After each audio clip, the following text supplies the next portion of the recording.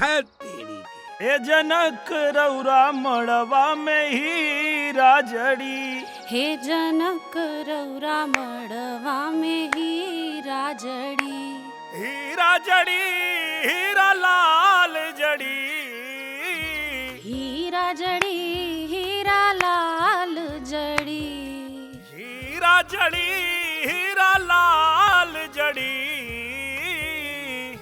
हीरा जड़ी हीरा लाल जड़ी, हीरा जड़ी हीरा लाल जड़ी, हीरा जड़ी हीरा लाल जड़ी। अच्छा, उस शादी में जो औरत लोग कुल गारी देवेली वो कैसे देवेली? अरे वो छोड़ा जाएगा। अरे बतावा ना प्लीज। पक्का? हाँ। बुरा ना मन बुना ना। दुल्हा का बहिनी तजीरा पछोर, अभी चे बजरिया में भंटा गोर।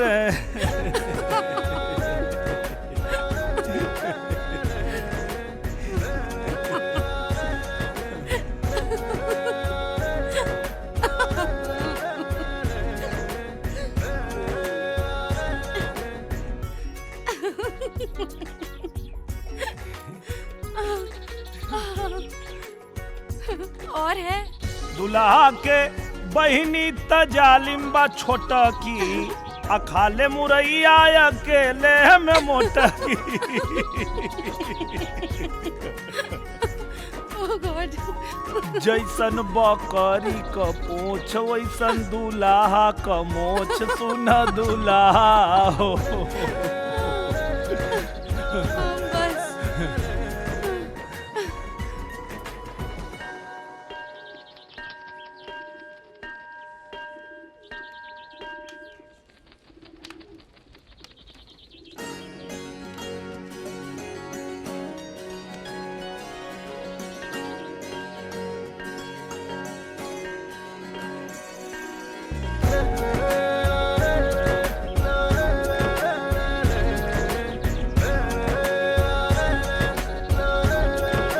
का देखता रहा बेटा?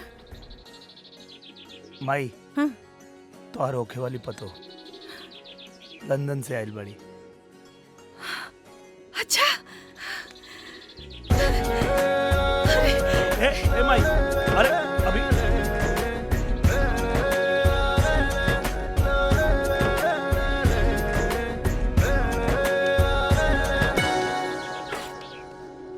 बड़ी सुंदर बिया हमरा बेटा को पसंद।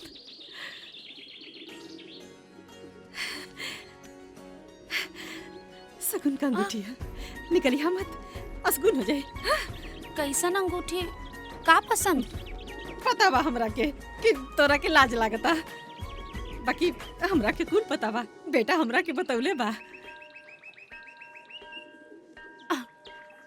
के बा अपने के बेटा?